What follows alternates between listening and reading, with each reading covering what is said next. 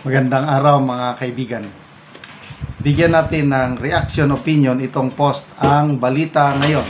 Title, ang talino talaga ng PNP.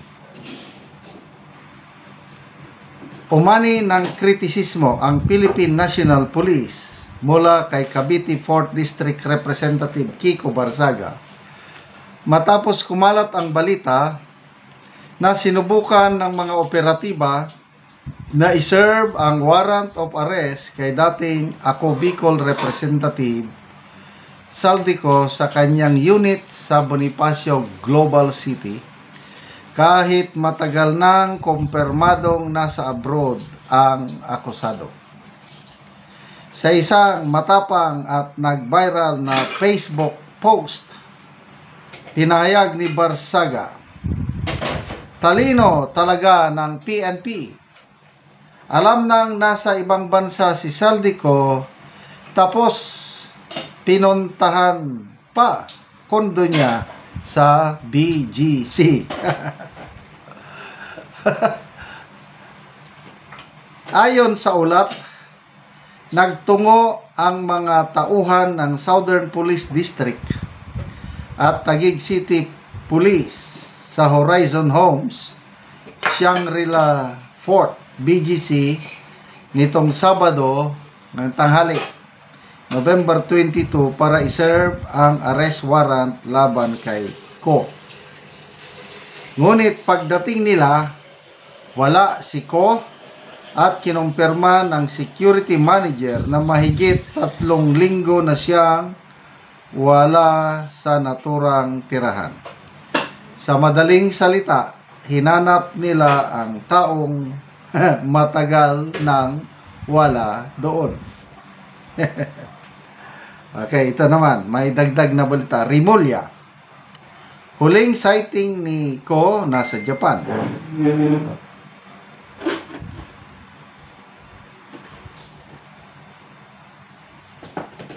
Kinumpirma ni DILG Secretary John B. Rimulya na huling nakita si Ko sa Japan at may posibilidad na hindi na ito nasa Pilipinas, kaya posibleng maglabas ang korte ng Interpol Red Notice at cancellation of passport kung mapatunayang lumabas na ito nang hindi nagpaalam.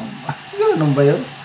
Sa kabila nito, tila nagporsigi pa rin ang ilang operatiba na mag-serve ng warrant sa BGC Condominium Unit ng akusado.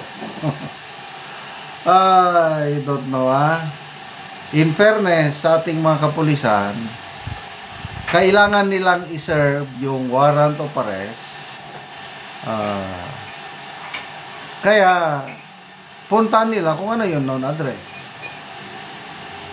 Ganito lang okay lang sana yun, sinerve. Ang problema is, siguro may dalang media. Dahil may daladalang media, nakunan pa ng litrato, ipinost sa social media, kaya ngayon tuloy, na babati ko sila. Kasi, it's a common knowledge, nasa ibang bansa si Ko. Di ba doon sa kanyang video testimony, bago pa sona ang Pangulo, lumabas na siya. At kinumpirma ng kanyang mga kapartido na nung una, nasa Amerika. Dahil nagpapagamot daw. Later on, namomonitor ng ating mga kababayan, from Amerika, nagpunta ng Paris, France. May mga litrato siya eh. Then from Paris, France, nagpunta sa Madrid, Spain. So, maraming beses, Portugal pa ata, nakapunta pa siya ng Portugal. Maraming beses siyang nakunan ng litrato at video ng mga kababayan nating Pilipino na nagkalat sa buong mundo. Di ba may viral na siyang video, kumakain sa isang maliit na restaurant, parang turo-turo lang kung sa atin. bigla siyang nagulantang, nahiya, natakot ba nung kausapin siya ng nagtatagalog. Kailan kayo uwi ng Pilipinas, sir?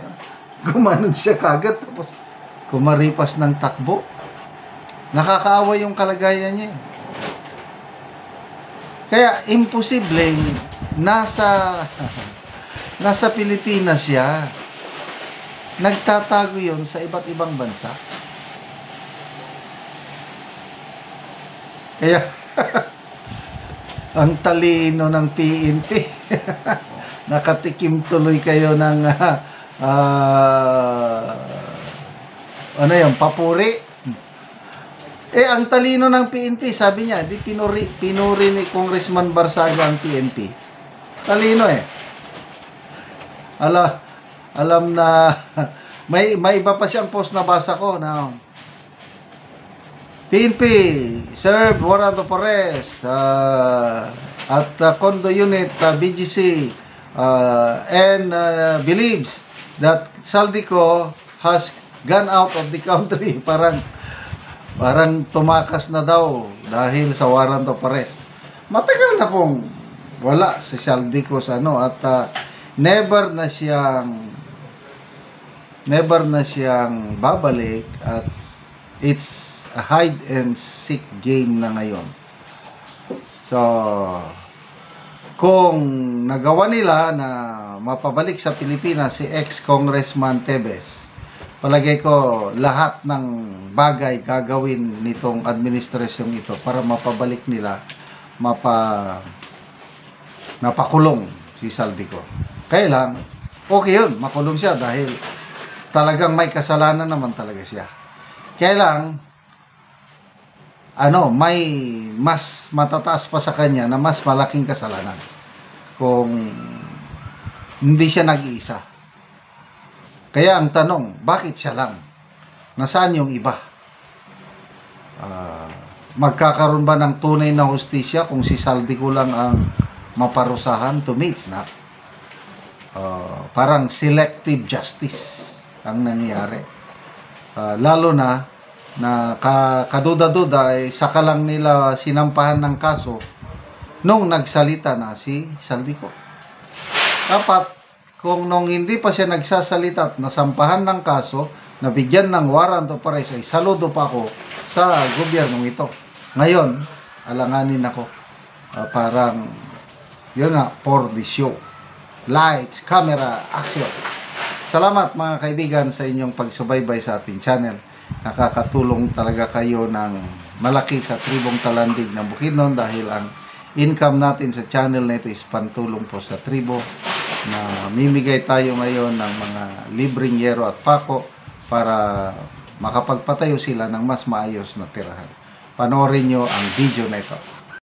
Kung karon mao na niyang matagaan og yero. So si ate. Salamat siya sa Ginoo kay matagaan og yero. Mo na ni ang balay ni ate nga buslot na gyud kung muulan, so tuluan na gid sila. So luigid kay sila nga ate kung dili mailisan ang ilang yero. So mga buslot na gid kaayo og tuluan na gid kayo kung muulan.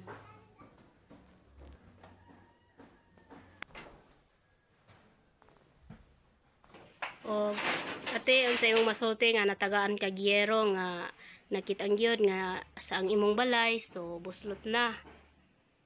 Akong masulti, dagan kaayong salamat unang-una sa Ginoo kay sa 15 na mo katuig nga pagpuyo ay pagyud mi naka ilis og sin. So 15 years na diay ni ang inyong balay busa na inani na. So 15 years na daw diay ni siya ang ilang balay ni ante. So nganong karon pa man mo makapulis so giyero ate nga 15 years naman nga na-damage ang daot ang inyong yero.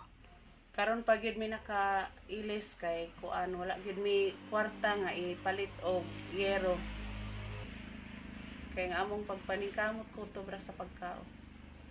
So na kay anak ate? Naa duha. Kay anak duha. So pila imong edad ate? 38. So asa na imong bana ate? mag-uuma ra akong bana. So mag-uuma lang siya. So nagtrabaho siya karon ate. Trabaho. So nagtrabaho ang imong bana. So salamat kaayo sa Ginoo ug sa nag-sponsor. Dili na gyud tulo amo. dili na gid katuluan. Sige te. Salamat pod.